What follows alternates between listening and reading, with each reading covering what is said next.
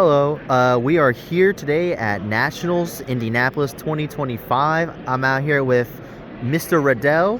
What'd you do and what'd you place? I made top 64 at the NAWCQ for 2025. And I was playing Goblin by Fiendith. Sheesh! We went 10-2 in Swiss, with the last round being the feature match, and then we lost top 64 to Mouse. So let's get into it. I was playing 3 Terror Top. This is the best starter because it doesn't require your normal summon and it lets you make Vagabonga. Okay. And it's also one Takatan board. Okay.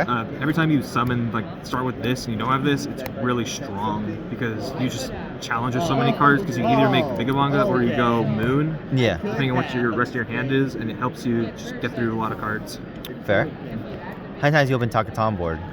6 or 7. 6 or 7 times? Yeah. Oh my god. And he's still a topper. That's the goat right there. Well, it's one of those things where, since we're playing 40 even, you'll see it sometimes. For the Goblins, we're playing 3 Gone Wild, 3 Dub Charger, 1 Clatter Exploder, 1 Mean Merciless. This is a really strong starter. This is a good extender. It is also a starter because you get to search for the Quick Play spell, the Grand Breakout, which is extremely good. And then Clatter Exploder you have to play as part of your engine because it works as disruption against your opponent's turn, as well as extension because if you have the Quick Play spell, or this, you just keep funneling bodies out. Yeah. You go 1, 2, 3, or 1, 2, 3, or just 1, 2, search a card, go another card. How many Ryziel pairs you make them poop their pants? Not many, because we only played 2 Ryziels, or 2 Ryziels in their deck. There were some other Xyz I saw today, like Typhon and such, where I could try to do a funny. Some people don't play this. I like it because if you draw the 1 Clatter, it just gets stuck in your hand half the time. So I needed some card that helped you get out of the hand that was also extender, and the Mean Merciless fulfilled that pretty well. It's just another name too, and there are times where you go summon this, summon him from your hand, summon the Dug Charger, and then search for Grand Bash, and that by itself is 8100 damage because the Bash gives you 900 apiece. Okay, fuck yeah. So there's those guys. Fiendsmith package. So 3 Engraver, 1 Lacrima, 1 Tract, the Lurry, and the Paradise. So these cards are really good. I don't know why they made these. These are so good. Because they're just really strong extenders. It's level 6. Both of these guys are 6s, which helps because you can make rank 6s like Crazy Beast or even Caesar because he's a Fiend. A lot of times you would make Moon, and you would use Moon to go to sequence. You would do your Fiendsmith stuff.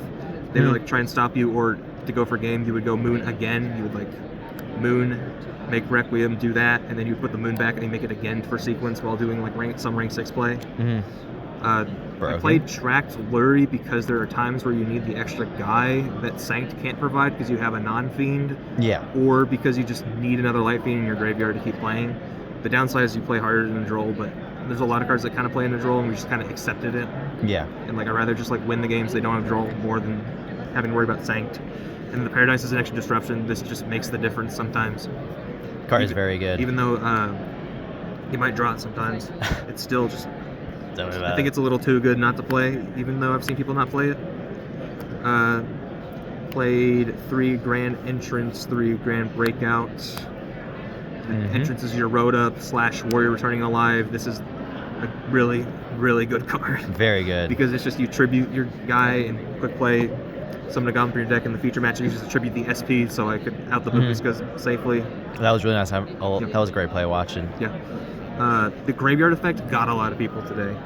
Where if a monster attacks, you can banish to detach from any number of your Goblin Xyz, and then their guys lose 1,000 per detach. That came up a couple of times where people would try to run over my IP, and I'd be like, "Fuck." Damage step. It's not damage step, it's on attack deck. But that's fair. The 1 Grand Bash. So this card, you don't have to play it, but it got me out of a lot of weird game states, and it just let me attack the opponent for more damage faster. The double summon also came up where sometimes you would go search Clatter Exploder, so if they Nibiru'd you could get the double summon and keep playing. So even though it's not super great, it's not the worst. As an extender, it worked out pretty well. That makes sense. I would say overall, it's worse going second than first, obviously, unless you just brick on it. For defensive cards, playing 1 Call by the Grave, 3 Ash, 1 Vel, Druis, Magnum Hut, 2 Nibs, 3 Drolls. 2 imperms. So the weird numbers is to get it down to 40. And what's nice about doing some of these numbers, you don't have to worry about opening a bunch of duplicates you can't do anything with. Yeah. You just have like the one of, even if it does mean you're sacking people with the one of like on stream, that since there's only one of this, the guy when he Dynamondoed, I'm like, oh, that's convenient. These cards are really good in this deck because they're 6s, so it lets you make Crazy Beast. Against Blue Eyes in the 9th round of day 1 there, I opened this and this card just went dummy because I just grabbed this card, and then I got to basically start my turn by just either linking or just make Crazy Beast to challenge everything else. Yeah. So there's that. Droll was extremely good all day. I only played 1 Malice in Swiss. We'll talk about the matchups more later, but this card was extremely good this weekend for me. There were so many times where we would skip each other's turns by just drawing each other, and it's like whoever drolled last. That's the main 40 even. The only thing I would think about changing is like maybe the tracks for Sanct and the 40th card be cross-up designator, but that's about it. Okay. For the extra deck, got the token, the Fiendsmith stuff. So we got Necroquip Princess, Desiree, Requiem, Moon, Sequence, Ignumde, Caesar, Chaos Angel. This came twice. This came up a lot of times because it was either the out to something or you just go for a game with it. Necroquip you gotta play because it's the 6 maker. A lot of times you make this twice. I did use the effect today and used it for Underworld because we are playing that. Yeah. Underworld's okay. Like your deck is good at assembling a bunch of guys without locking you into anything, so you can just make this and jump them with it. The effect matters too because there's a lot of random graveyard effect summons that helps, and this helps deal with like Mitsurugi cards. Very true. Yes, it's a light beam, so you can potentially turn this into Requiem and go combo. IP, SB, extremely good cards in this deck because you can link off your goblins to trigger some of them, and the Clatter Exploder gives you materials to work with. Okay. So for your IP, NAWCQ, the feature match was the first time I summoned it today, and it came up. So maybe it's good. Got that token. It's just the problem is this deck doesn't keep a lot of cards in hand, so you often find the discard is the problem. And then the actual Xyz, the 2 big Gabongas and the Crazy Beast. The second one does come up sometimes where you need another one to keep going. This is secretly a really strong card in this deck. Such a good card. It's weird how so unassuming it is, but the utility it provides and being able to just quick effect detach and soak up cards and then being able to revive it and protect your other monsters from Murakumo and such is very, very good. I wish it got a holo print at some point. I was gonna say, where's the QCR? But say, I got the QCR. Where's the prize card rare? Prize card. Maybe after this they'll stamp it now. Yeah. Unfortunately, no more Xyz or anything because Xyz are really high committal, surprisingly, for this deck. So like, that's why the only ones you're doing is just these 3. The links are just better. I mean, they're powerful and they get a bunch of guys. And you don't have to worry about the levels or anything. Makes sense. For the side, so there's no Charbies in the main, but they're all here. 3 there Furlia, they appear.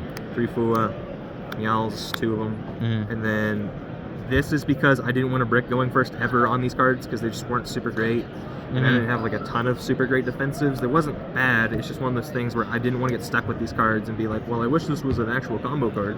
So I would rather just sign them when I know I'm going second because that's how you get people best with them, right? Yeah. 3 Lancia. Duster, Lightning Storm, just a clear macro. I don't think I put these in very much, because either it was just too determinative, or like you just didn't see it. Sometimes they're just normal traps that are chainable and don't even matter. Yeah, and then the go first card was just Judgment because if you play it correctly, it feels like you should win every time you resolve this. But like sometimes things happen, but still this card is super great because it's just being able to board on top of it. But that's the list. Any changes to the side, you think? I don't know off the top of my head here because so much of it has to be to go beat Malice. That's fair. And like to try and like slow down the other decks somewhat so I can try to like tickle or pick them apart. Yeah. And then like do the Grand Bash OTK because the thing about Grand Bash is also nice is because you can OTK easy with it, it forces Nibiru out early. Okay. For the opponent. Otherwise, my matchups, I had 10 unique decks. Oh my god. Insane. Round 1 was Lunalite. Yep. Round 2 was Necroz. Yep. Round 3 was Merlantian. Will you play against Necroz? Yeah. Oh my god. Yeah, and he won in the first round. It's just like against Necroz. That was honestly one of the better games. Round 3 was Merlantian. Round 4 was Mitsurise finally. Round 5 was Vankersol, which was the first loss. Round 6 was Mitsu Orchist, which was the second loss, which I think I could have won that one if I played a little different. I called by Pirelli, I should have held it. Yeah. Round 7 was Malice. He won the die roll, bricked twice, and then thank you, God. It was the only Malice, thankfully. Round 8 was Vankersol again. Yep. Round 9 was Blue Eyes. 10 was Vankersol Millennium. Interesting. 11 was what was 11? Oh, it was pure Mitsurugi, I think. He only played Mitsurugi cards. Fair. Round 12 was the feature, which was the Onomat Ryziel Mitsu deck. So a fairly forgiving bracket in some scenarios. Like, I got really lucky where opponents would win the die roll, go first, and just pass because they opened Charmies and no starter cards. And dodging the Malice. And I lost top 64 to Malice because he won the die roll. It goes normal Dormouse. I'm looking at the hand of Magnum Hut, Nibiru, like, I can get through a lot of it, but I can't do everything because he has Ash Imperm, and I only have 2 dead cards in my hand because I have the Clatter and the Paradise, and that's just something you gotta accept. And then game 2, he Fuas me, and I have no answer, and like I just try to like go low to the ground, pass, and he just goes normal Dormouse. I negate it, and then he just extends right through it. And he ashes my Paradise. That's just how it goes. Like, I probably should have challenged, like just took the challenge, but unfortunately, it's hard to say. Yeah. Because sometimes Malice is nothing, sometimes it's everything. And if your ceiling isn't like crazy high like Malice, sometimes giving them 10 cards is like such a risk. So this deck, I'd say overall wasn't bad. It's just one of those things where it's clearly not like a tier deck. I had just a really good bracket. Like, there were so many times where I just got bailed out of like either playing poorly or just like got lucky. Like round 1 against the Lunalite guy, he Fua'd, draw 4 cards. He drew all duplicates of cards in his hand already. Hey, that's what we like to see, though. But that's like the risk you take when you like main deck a Fua and you're playing cards that tutor into one another. You're going to draw multiples, even if they are different names. They are essentially the same thing. It's like my father said, I'd rather be lucky than good. Yes, sir. Well, hey, Mr. Riddell, doing it for the team side for representing top 64. That's the man. All right, thank you.